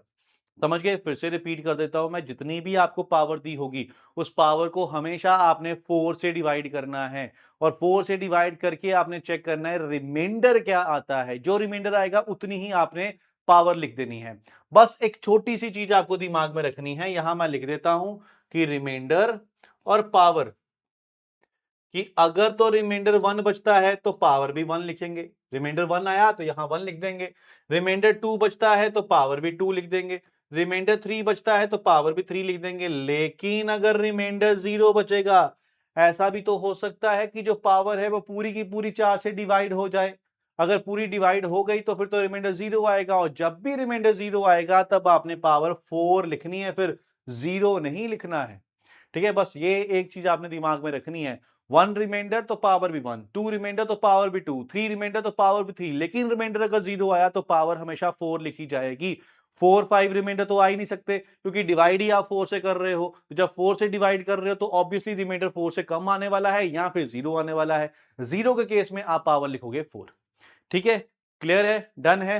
चलो कुछ और चीजें यहां पे समझा दूं मैं आपको। 3 नंबर दिमाग में रख लो, 1 5 और 6। ये 3 नंबर ऐसे हैं जिनका लास्ट डिजिट जो है, लास्ट डिजिट हमेशा सेम रहता है, ऑलवेज सेम। इन 3 डिजिट का नंबर हमेशा सेम रहता है, पावर चाहे जितनी मर्जी कर दीजिए। जैसे 216 की पावर 216 है, तो मुझे फर्क नहीं पड़ता पावर जितनी मर्जी लिखी हो, मैं फिर सॉल्व भी नहीं करने वाला इसको। जैसे ही मैंने देखा इसका लास्ट 6 है तो इसका आखिरी आंसर भी 6 ही होगा, आखिरी डिजिट भी 6 ही आएगा। ऐसे ही अगर 5 होगा तो आखिरी 5 ही आएगा, 1 होगा तो आखिरी 1 ही होगा। तो ये 3 नंबर आपने दिमाग में रखने हैं। एक और चीज, ये सारी चीजें कैलकुलेशन आसान करने के लिए है, ऐसा नहीं इसमें मेथड नहीं लगेगा, वो लग जाएगा। लेकिन जब मैं टाइम बचा सकता हूं इन 3 नंबर्स को माइंड में रखकर, तो मैं क्यों ना अपना टाइम बचाऊं। ऐसे ही एक नंबर और जिसमें आप टाइम बचा सकते हो, 9, कि 9 की पावर, ठीक है, अगर ऑड है, 9 की पावर अगर ऑड है तो लास्ट डिजिट जो है, लास्ट डिजिट वो 9 ही आएगा। और 9 की पावर अगर इवन है तो उसका लास्ट डिजिट जो है वो 1 आएगा। ये भी दिमाग में रख लीजिए। क्योंकि इससे ये होगा हमारा टाइम बचेगा, हम नहीं पड़ेंगे सॉल्व करने के चक्कर में। जैसे ही मैंने देखा आखिरी नंबर 9 है, 9 की पावर चेक करनी है, अगर वो ऑड हुई तो मेरा आंसर आखिरी 9 होगा, अगर वो इवन हुई तो मेरा आंसर आखिरी 1 होगा। जैसे मान लीजिए 729 की पावर मैंने लिख दिया 816, मैंने सीधा देखा है अच्छा आखिरी तो 9 है, पावर क्या है, पावर इवन है, अगर इवन होगी तो उसका आखिरी क्या होगा, 1 होगा। बस कोई जरूरत नहीं है 4 से डिवाइड करने की, कोई जरूरत नहीं है रिमाइंडर निकालने की, कोई जरूरत नहीं है पावर लिखकर बाद में मल्टीप्लाई करने की, सीधा सीधा मैंने देखा 9 की पावर इवन तो आखिरी 1, 9 की पावर और तो आखिरी 9। ठीक है, तो ये 4 नंबर आप अपने दिमाग में बिठा लीजिए, जिससे कैलकुलेशन हमारी आसान हो जाएगी कुछ क्वेश्चंस के अंदर। Okay, done. अब मैंने आपको 4 का रूल भी बताया था, डिविजिबिलिटी रूल। मैंने कहा था ना यूनिट डिजिट में काम आएगा, कब काम आएगा, सपोज कर लो मैंने आपको दे दिया 758 की पावर 196234, ये दे दिया मैंने। मुझे पता है मैंने पावर को हमेशा 4 से ही डिवाइड करना है। जब मैंने पावर को 4 से डिवाइड करना है तो क्यों ना यहां मैं 4 का रूल लगा दूं। 4 का रूल क्या कहता है, आखिरी 2 डिजिट। इसका मतलब जब पूरा नंबर इतना बड़ा दिया हुआ है पावर के अंदर, मुझे उससे कोई मतलब नहीं, सिर्फ आखिरी 2 को ही चेक करूंगा मैं। क्यों? क्योंकि 4 का रूल ही यही कहता है कि आखिरी 2 नंबर चेक कर लो, 4 से कैंसिल हो गया तो पूरा नंबर भी कैंसिल होगा। तो इसलिए कभी भी ऊपर नंबर बड़ा होगा, आपने सिर्फ आखिरी के 2 नंबर ही डिवाइड करने हैं रिमाइंडर निकालने के लिए, कि 34 को ही मैं 4 से डिवाइड करूंगा बस। 4 8 32, तो मेरा क्या बचेगा, 2 रिमाइंडर बचेगा। तो यहां आखिरी क्या है, 8, तो 8 की पावर 2 64, तो मेरे इस क्वेश्चन का आंसर क्या हो जाएगा, 4 हो जाएगा। ठीक है, समझ गए। तो टाइम सेव करना है, ये कुछ छोटी छोटी चीजें हैं जो आपको अपने दिमाग में रखनी पड़ेंगी। अब चलते हैं हम इसके क्वेश्चन की तरफ और क्वेश्चन देखते हैं। ये रहा हमारा पहला question, find the unit digit in the product. इसका यूनिट डिजिट हमको निकालना है। मैंने आपको अभी समझाया, आखिरी से ही मतलब है, बाकी पूरे से कोई मतलब नहीं है। ऊपर पावर में मुझे आखिरी 2 से ही मतलब है, बाकी पूरे से कोई मतलब नहीं है। तो इसी क्वेश्चन को मैं कन्वर्ट करके ऐसे भी लिख सकता हूं, आंसर मेरा सेम आएगा। 53 को अगर मैं 4 से डिवाइड करूं तो 52 तक तो निकल जाएगा, 52 तक निकल जाएगा तो क्या बचेगा, रिमाइंडर 1 बचेगा। अगर रिमाइंडर 1 बचेगा तो 7 की पावर 1 जो कि क्या होगा, 7 ही होगा। तो इस क्वेश्चन का आंसर मेरा सी हो जाएगा, 7। ठीक है, डन है जी। जी हाँ, सही है। ठीक है, अब बढ़ते हैं आगे। अगला क्वेश्चन देखते हैं। Next question, what is the unit digit in this. इसका यूनिट डिजिट हमको निकालना है। सेम वही क्वेश्चन, लास्ट में 8 से मतलब है मुझे। 54 को 4 से डिवाइड करूं 52 तक निकल जाएगा, रिमाइंडर बचेगा 2, तो 8 की पावर 2, 8 की पावर 2 64, तो 64 का आखिरी क्या होगा, 4। तो इस क्वेश्चन का आंसर क्या हो जाएगा, सी ऑप्शन हो जाएगा। ओके, चलिए आगे बढ़ते हैं। Next, find the unit digit. Unit digit निकालना है। अब ये क्वेश्चन देखो, सॉल्व करने की जरूरत भी नहीं है, सीधा देख के आंसर बता सकते हो कि आंसर 0 होगा। कैसे? क्योंकि अभी तो बताया मैंने 6 के एंड में हमेशा 6 ही रहता है जी, 5 के एंड में हमेशा 5 ही रहता है। तो 6 इंटू 5 क्या बना, 30, तो आखिरी क्या आया, 0। तो ये लीजिए। तो इस तरीके से जो कुछ चीजें हम याद की हैं, उससे हमारी कैलकुलेशन आसान होगी। 1 5 6 डिजिट सेम रहता है, 9 की पावर ऑड 9 रहता है, 9 की पावर इवन 1 रहता है। ठीक है, ये चीजें हमको दिमाग में रखनी है। चलो आगे बढ़ते हैं। एक क्वेश्चन, अच्छा ये भी क्वेश्चन देखते हैं। इस क्वेश्चन में ना गलती होने के चांसेस बहुत ज्यादा हो जाते हैं। अगर हमने ये क्वेश्चन पहले प्रैक्टिस नहीं किया हुआ और हमको लगा कि यार इसके अंदर हमको यूनिट डिजिट ही लगाना है, यूनिट डिजिट लगा के चले आएंगे, तो वहां पर हो सकता है हम जल्दी जल्दी में गलती करके आ जाए। कैसे, वो मैं आपको समझाता हूं। मुझे पता है 95 को मुझे 4 से डिवाइड करना है, तो ये मेरा 92 तक निकल जाएगा, कि 423 से करूंगा तो 92 बनता है ये, रिमाइंडर 3 बचेगा। इसका मतलब मुझे यहाँ 7 की पावर 3 लिखनी है। माइनस 58, तो 58 को अगर मैं 4 से डिवाइड करूंगा तो 56 तक ये निकल जाएगा, और नीचे मेरा 2 बचेगा। 2 बचेगा तो 3 की पावर 2 करनी है।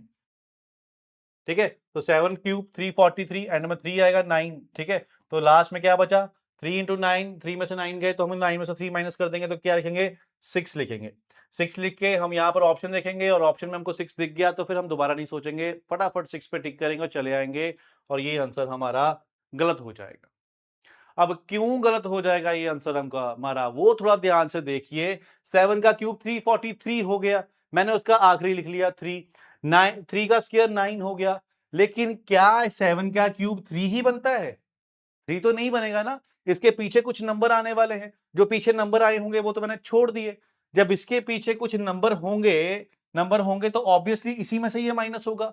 तो जब 3 में से 9 माइनस करना हो तो फिर यहां से क्या होता है, 1 कैरी हो जाता है। तो जब 1 कैरी होता है तो क्या बनेगा, 13। तो 13 में से 9 माइनस करना पड़ेगा, तो आंसर मेरा क्या आएगा, 4 आएगा, ना कि 6।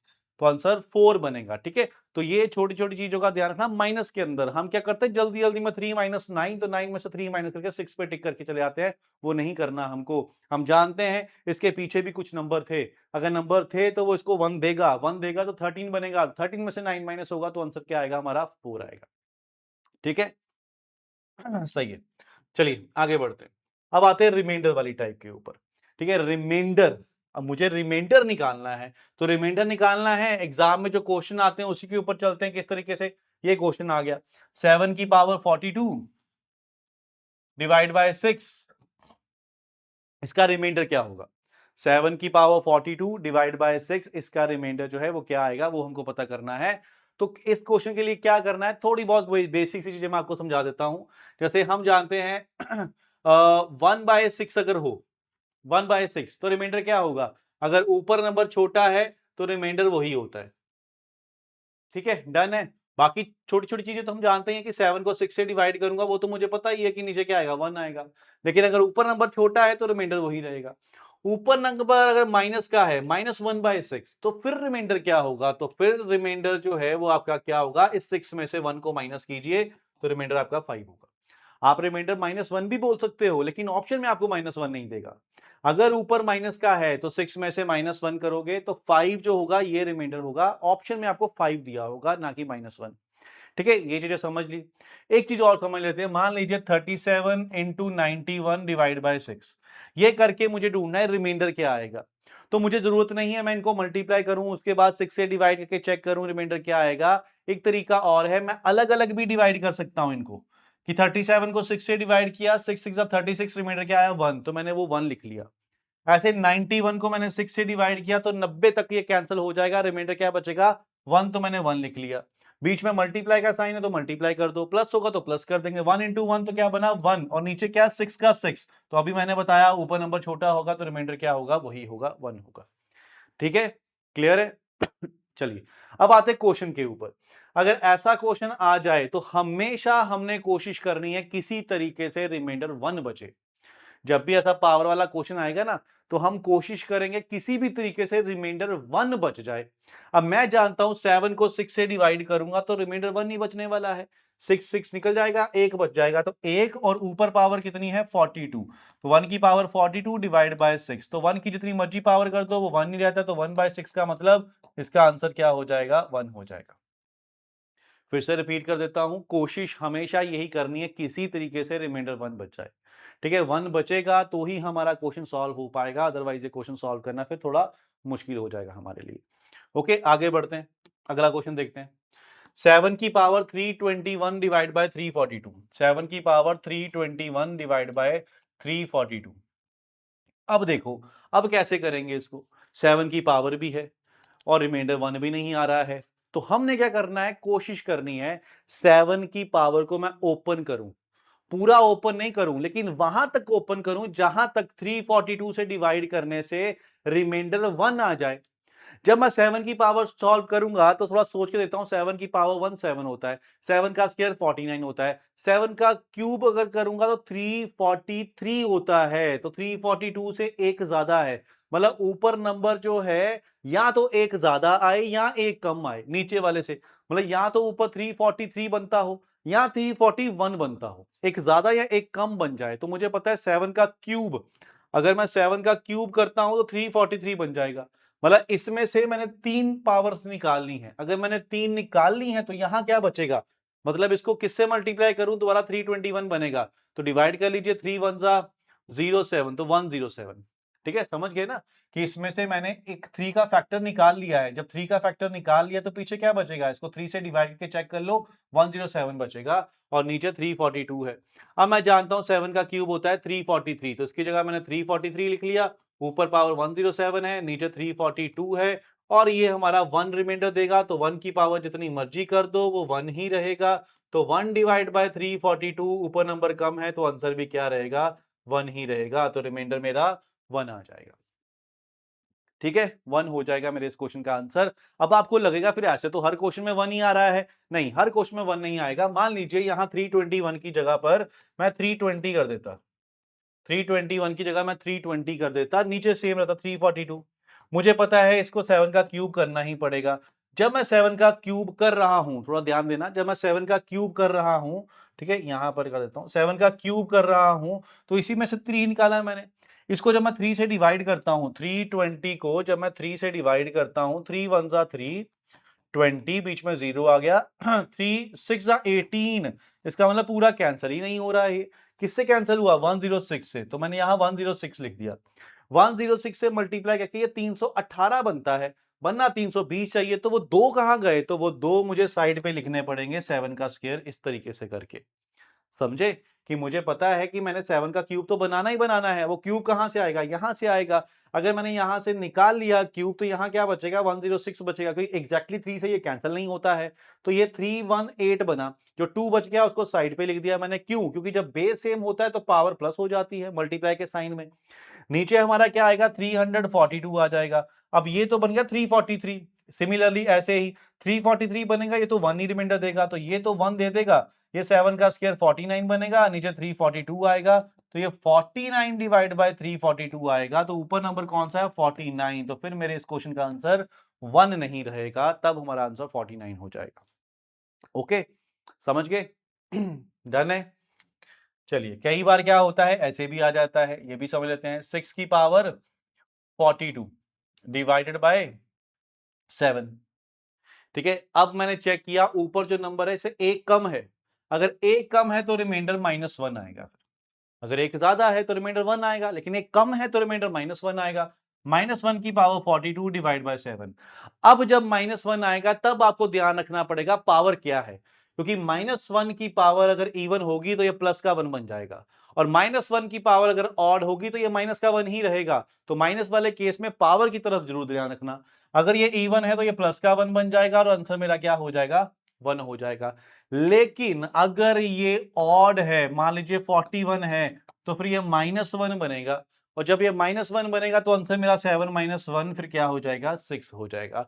छोटी छोटी चीजें हैं जो हमको ध्यान रखनी पड़ती हैं। बाकी कंसेप्ट वही, मेथड वही, लेकिन छोटी छोटी चीजें हमारा आंसर गलत करवा सकती हैं, इसलिए हर चीज के बारे में आपको पता होना चाहिए। ठीक है। चलिए आगे बढ़ते हैं। नेक्स्ट, 35 की पावर 36, ये क्वेश्चन अभी एग्जाम में आया था रिसेंटली। ठीक है, तो समझ में नहीं आया एग्जाम में करना कैसे, तो मैं आपको बता दूं इस क्वेश्चन के बारे में कि 35 की पावर 36 डिवाइड बाय 37 मुझे पता करना है इसका रिमाइंडर क्या आएगा। अगर तो ऐसा क्वेश्चन एग्जाम में आ जाए, ठीक है, ये क्वेश्चन हमको निकालना है, आपको ध्यान रखना है नीचे वाला नंबर जो है कहीं प्राइम तो नहीं है। अगर तो प्राइम है, ठीक है, और जो पावर है, पावर वो इससे एक कम है, 1 लेस है, कहने का मतलब डिवाइड हम 37 से कर रहे हैं और पावर जो है वो 36 है, एक नंबर कम है, तो उस केस में आप याद ही कर लीजिए कि रिमाइंडर आपका 1 ही होगा, फिक्स है। ठीक है, पक्का 1, कंसेप्ट में जाने की जरूरत नहीं है, सिर्फ आप इतना दिमाग में रख लीजिए, अगर आप डिवाइड कर रहे हो प्राइम नंबर से और पावर जो है वो एक कम है इस नंबर से, तो आंसर हमेशा आपका 1 आने वाला है। अब थोड़ा ये भी ध्यान रखना कि ये नंबर इससे डिवाइड नहीं होना चाहिए, क्योंकि ऑब्वियसली अगर डिवाइड नहीं होगा तभी तो हमारा आंसर निकलेगा। अगर तो डिवाइड ही हो गया, मान लो 74 आ गया यहाँ पर, तो मुझे पता है ये तो 74 37 से कैंसिल हो जाता है। जब कैंसिल ही हो गया तो रिमाइंडर क्या आएगा? कुछ नहीं आएगा, फिर तो जीरो आंसर हो जाएगा। ठीक है, तो ये छोटी सी चीज है जो आपको दिमाग में रखनी है। तो यहां तक हमने कर ली अपनी रिमाइंडर टाइप। उसके बाद एक टाइप हमारी और बची है, और उसका एक क्वेश्चन ही सफिशिएंट है, क्योंकि अलग अलग क्वेश्चन नहीं बनते, सिमिलर वैसा क्वेश्चन नहीं आता है। वो एक क्वेश्चन हम समझ लेते हैं, फिर अपने सेशन को यहीं पे वाइंड अप करते हैं। Number of divisor, number of divisor ढूंढना है हमको। ये देखिए, find the total number of divisor of 1000, कहता 1000 के बताओ टोटल नंबर ऑफ डिवाइजर कितने हैं। तो हम कई बार क्या करते हैं, अगर ये क्वेश्चन नहीं सॉल्व किया, हम 1000 के फैक्टर बना के चले आते हैं और देखते हैं कितने फैक्टर बने हैं, उनको प्लस करके हम आंसर पे टिक करके चले आते हैं। वो नहीं करना। डिवाइजर का मतलब कौन कौन सा नंबर है जो 1000 को कैंसिल करता है। ठीक है, जैसे सिंपल सी एग्जांपल लूं मैं 10, तो हम क्या करेंगे, 2 से डिवाइड करेंगे इसको, 2 और 5, तो हम सोचेंगे अच्छा 2 और 5 दोनों से कैंसिल होता है, ये तो 2 इसका आंसर हो जाएगा। नहीं, 10 1 से भी कैंसिल होता है, 10 2 से भी कैंसिल होगा, 10 5 से भी होगा, 10 10 से भी कैंसिल होगा, तो आंसर इसका 4 बन जाएगा। ठीक है, 2 नहीं बनेगा। इसी तरीके से करने तो हमने फैक्टर ही हैं, फैक्टर बनाने हैं। जैसे 1000 है, 1000 के मैं बनाऊंगा फैक्टर, और फैक्टर हमेशा प्राइम नंबर से ही बनाने हैं। ठीक है, ये दिमाग में रखना, प्राइम नंबर से ही फैक्टर बनाने हैं। तो 2 से 500, फिर 2 से 250, फिर 2 से 125, फिर 5 से 25, फिर 5 से 5, और फिर 5 से 1। तो आपने यहां पे लिख लेना 2 कितनी बार आया, 3 बार, 2 की पावर 3। 5 कितनी बार आया, 3 बार, 5 की पावर 3। तो नंबर ऑफ डिवाइजर क्या होंगे, नंबर ऑफ डिवाइजर, तो जितनी पावर होगी उसमें एक एक प्लस करके आपने मल्टीप्लाई कर देना है बस। तो 4 इंटू 4 आपका जो इस क्वेश्चन का आंसर हो जाएगा वो 16 हो जाएगा। फिर से रिपीट कर रहा हूं, आपने बनाने हैं फैक्टर्स, प्राइम नंबर से ही फैक्टर बनाने हैं, और जो फैक्टर बनाए उनकी पावर्स लिख लेनी है कि 2 कितनी बार, 5 कितनी बार, और पावर्स में एक एक प्लस करके आपने मल्टीप्लाई कर देना है कि 3 तो लिखेंगे 4, 3 तो लिखेंगे 4, तो 4 इंटू 4 16 हमारे इस क्वेश्चन का आंसर हो जाएगा। ठीक है, डन है। तो आज के इस सेशन के अंदर अच्छे अच्छे क्वेश्चन, अच्छी अच्छी टाइप्स हमने कवर कर ली हैं, और सारी टाइप एग्जाम में आती हैं। ठीक है, हो सकता है कि आपकी कोई शिफ्ट है उसमें इस चारों में से कोई एक टाइप आए, किसी और शिफ्ट में कोई और टाइप आ जाए, लेकिन ये सारी टाइप आएंगी जरूर। अलग अलग शिफ्ट में आ सकती हैं लेकिन आएंगी जरूर। अब ये तो आप नहीं जानते ना आप कौन सी शिफ्ट में बैठने वाले हो, और उस शिफ्ट के अंदर कौन सा क्वेश्चन आने वाला है, तो सारी टाइप जाननी हमारे लिए जरूरी है। तो आज के सेशन में हमने नंबर सिस्टम किया है। अगले सेशन में हम एक नया टॉपिक और लेकर आएंगे, और इसी तरीके से शॉर्टकट के साथ अच्छे अच्छे क्वेश्चन हम सॉल्व करते जाएंगे। अगर आप पर्चर फैमिली के साथ जुड़ना चाहते हो, 1-to-1 क्लासेस लेना चाहते हो, डाउट सेशन लेना चाहते हो, तो फिर आप क्या कीजिए, पर्चम क्लासेस की एप्लीकेशन पे जाइए। एसएससी कॉम्प्रिहेंसिव का बैच हमने शुरू किया हुआ है, उस बैच को आप ज्वाइन कर सकते हो अगर आप एसएससी की तैयारी कर रहे हो।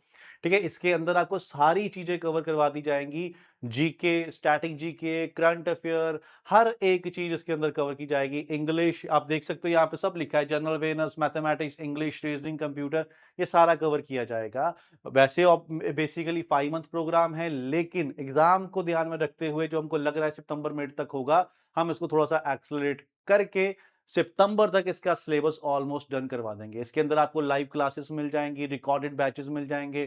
ठीक है, बहुत सारी चीजें आपको इसके अंदर प्रोवाइड हो जाएंगी। अगर आप रेलवे की तैयारी कर रहे हो, जो आने वाले साल रेलवे का एग्जाम होगा, अभी तो चलो हो गया फिलहाल जो होना था, अगर उसकी तैयारी अभी से शुरू करना चाहते हो तो आप रेलवे का बैच भी अलग से ले सकते हो।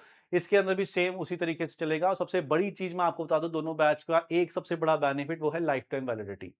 ठीक है, लाइफ टाइम वैलिडिटी का मतलब है एक बार आपने एनरोलमेंट करनी है, उसके बाद जितनी देर तक आपका एग्जाम क्लियर नहीं हो जाता तब तक आप पर्चन फैमिली के साथ जुड़ सकते हो। हमने एक बार सिलेबस डन किया अपनी लाइव क्लासेस में, उसके बाद हम सिलेबस फिर से रिपीट करेंगे, और जैसे रिपीट करेंगे आपको बिना किसी कॉस्ट के वो क्लासेस दोबारा से ज्वाइन कर सकते हो। अगर आप एसएससी और रेलवे दोनों की तैयारी करना चाहते हो तो इनका कॉम्बो बैच भी है, एसएससी प्लस रेलवे, मतलब सेपरेट सेपरेट बैच लेने की जरूरत नहीं है आपको, कंबाइंड बैच मिल जाएगा, जिसके अंदर जो कॉमन चीजें होंगी वो इकट्ठे पढ़ा दी जाएंगी, और जो रेलवे के लिए हमको लगता है अलग से इंपॉर्टेंट है वो अलग करवाया जाएगा। एसएससी के लिए जो अलग से इंपॉर्टेंट है वो आपको अलग से करवा दिया जाएगा।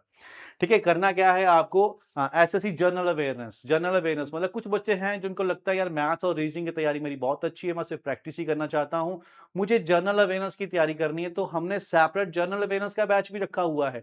इसके अंदर सिर्फ और सिर्फ आपको जीके कवर करवाई जाएगी, साइंस, स्ट्रेटेजी के, history, geography, polity, economics, computer, environment, ये सारी चीजें इसके अंदर हम कवर करवाएंगे। ओके, और वन लाइनर, हमारा वन लाइनर की ई बुक भी आती है, इसके अंदर 18,000 से ऊपर वन लाइनर क्वेश्चन जो प्रीवियस एग्जाम में पूछे जा चुके सारे के सारे क्वेश्चन इसके अंदर कवर हैं। ठीक है, सीधा एक लाइन क्वेश्चन होगी, उसके सामने आपको आंसर्स दिए होंगे, तो आप सिर्फ और सिर्फ इसको भी खरीद सकते हो। ठीक है, ई बुक है, ऑनलाइन पीडीएफ मिल जाएगी, आप उसको फिर अच्छे से स्टडी कर सकते हो, क्विज वगैरह उसमें प्रोवाइड हो जाएंगे। करना क्या है आपको, यहाँ तो ये क्यूआर कोड स्कैन कर लीजिए, अगर आप एप्पल का फोन यूज करते हो, एंड्रॉइड यूज करते हो तो इसको स्कैन कर लीजिए, सीधा सीधा आपको एप्लीकेशन खुल जाएगी प्ले स्टोर के ऊपर एंड्रॉइड में, और एप्पल स्टोर के अंदर, इसके अंदर, तो यहाँ पे आप एप्लीकेशन डाउनलोड कर सकते हो। उसके अंदर सारी डिटेल्स आपको मिल जाएगी, कोर्सेज की, फीस की, क्या क्या हम करवाने वाले हैं, क्या क्या प्रोवाइड करने वाले हैं, लाइव क्लासेस के बारे में, डेमो क्लासेस के बारे में, सारी चीजें आपको वहां प्रोवाइड हो जाएंगी, या फिर आप इस नंबर पर कॉल करके कोई भी क्वेरी आप ले सकते हो। ठीक है, चलिए फिर आज के सेशन में हम इतना ही करते हैं।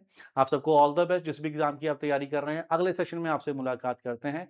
Bye bye, take care, have a nice day.